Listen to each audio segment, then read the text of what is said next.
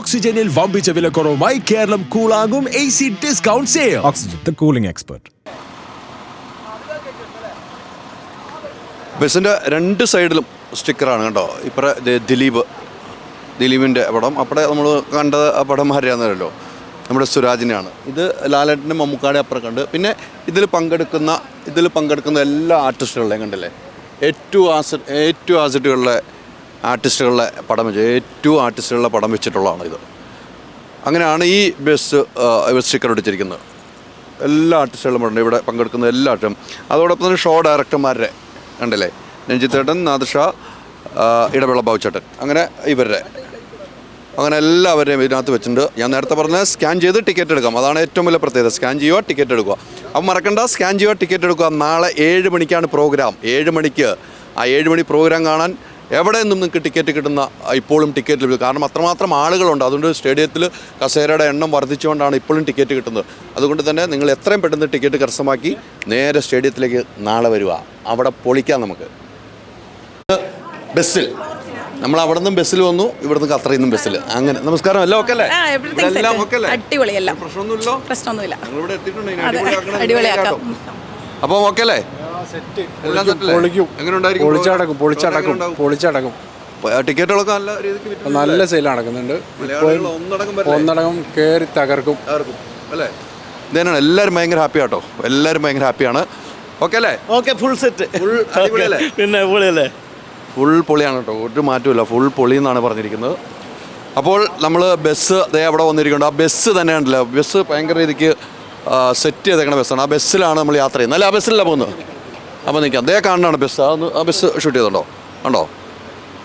നമ്മുടെ ഇവൻറ്റിൻ്റെ ബസ്സാണ്. ഇങ്ങനെ 6-7 ബസ്സാണ് ഇവിടെ ഇറക്കിയിരിക്കുന്നത്. ഓരോ ആളുടെയും, ലാലേട്ടൻ്റെയും മമ്മൂക്കാടെയും ഒക്കെ പടം വെച്ചുള്ള ബസ്സുകൾ, അതോടൊപ്പം സുരാജിൻ്റെ ബസ്, അങ്ങനെ ഓരോ മെയിൻ ആർട്ടിസ്റ്റുകളുടെ പടം വെച്ചുള്ള ബസ്സാണ്. ഇങ്ങനെ ബസ്സുകൾ ഇങ്ങനെ ഇവിടെ എല്ലാ സ്ഥലങ്ങളിലും കിടന്ന് ഓടുന്നുണ്ട്. ആ ബസ്സിൽ തന്നെ നമുക്ക് ടിക്കറ്റ് സ്കാൻ ചെയ്തെടുക്കാനുള്ള സൗകര്യമുണ്ട്. അതാണ് ഏറ്റവും പ്രത്യേകത കേട്ടോ. നമുക്ക് ടിക്കറ്റ് സ്കാൻ ചെയ്തെടുക്കാനുള്ള സൗകര്യവും ഈ ബസ്സിലുണ്ട്. അങ്ങനെ ബസ്സുകൾ അങ്ങനെ ഓരോന്നായിട്ട് ഇവിടെ യാത്ര തുടരുകയാണ്. ഇവിടെ ആളുകളെല്ലാം ഓടി വരികയാണ്.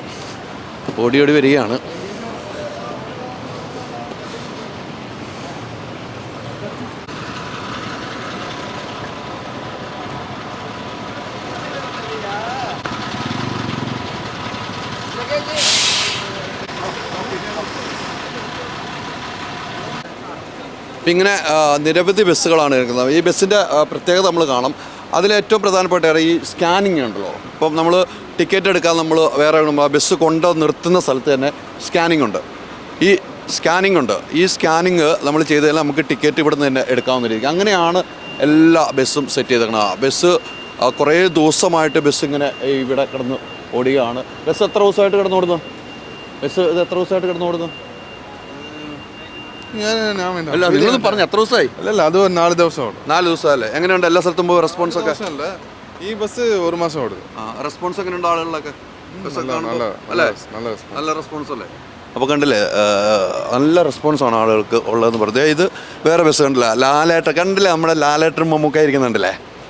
ദേ ഇരിക്കുന്ന താരരാജാക്കന്മാർ. നോക്ക്, താരരാജാക്കന്മാരുടെ ഗംഭീര വണ്ടി.